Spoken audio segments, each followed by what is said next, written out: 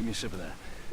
If you're watching this, I have no doubt you've already played Grand Theft Auto 5, and if you haven't, why are you here? Just go and play it.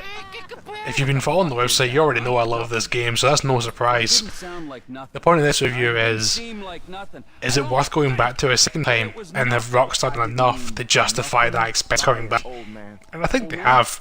GTA 5 is already probably the best game on the 360, and translating to the Xbox One, it's just made it better.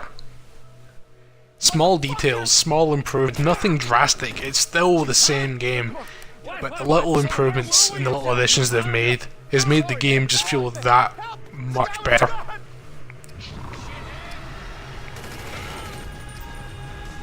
The world of Los Santos always felt alive to me. The city, the hustle and bustle, the characters in it, the traffic, and then just the entire landscape. It's one of the best environments I've ever experienced in a game. You know that somebody went and handcrafted every little detail that you just take for granted. Experiencing this world in the new first person mode brings a whole new perspective to just how well they've modelled the environment. We've been used to the violence and the chaos that GTA does. It's standard now and it doesn't surprise anybody anymore. But you've always been detached in that third person perspective. It's always been like observing chaos or like a chaotic cartoon rather than being actively involved in it, even though you've been playing the entire time. But experiencing the mayhem, the brutality in first person through the eyes and looking down and seeing their hands as your hands brings a sense of weight to the situation.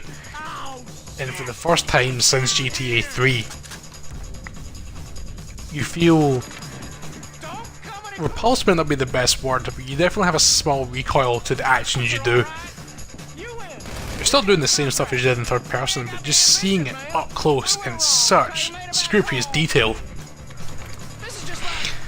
it gives you a better sense of what it's like to actually be one of these characters.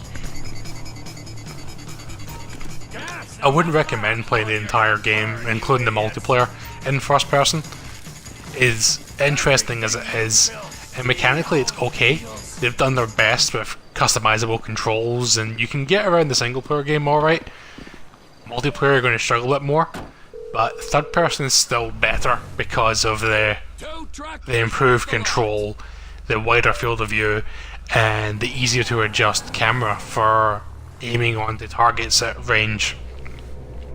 Although you shoot in first person like a typical FPS, it doesn't have the finesse of like a Call of Duty. It just is not there. As best as they've done, it does not compare.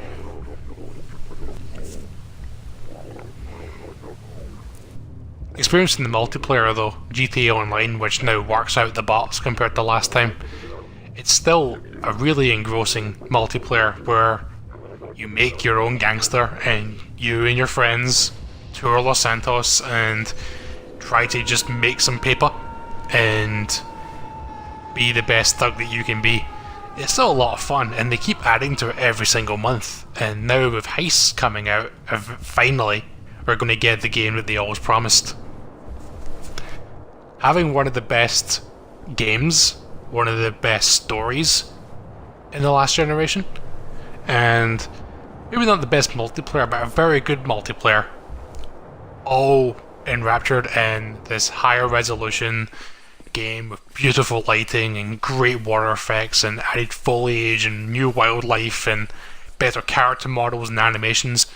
This is the definitive version of GTA. It's the version that they probably wanted to make back in last generation, but they couldn't physically do it. If you love Grand Theft Auto, I fully recommend you come back. It's still a fantastic experience.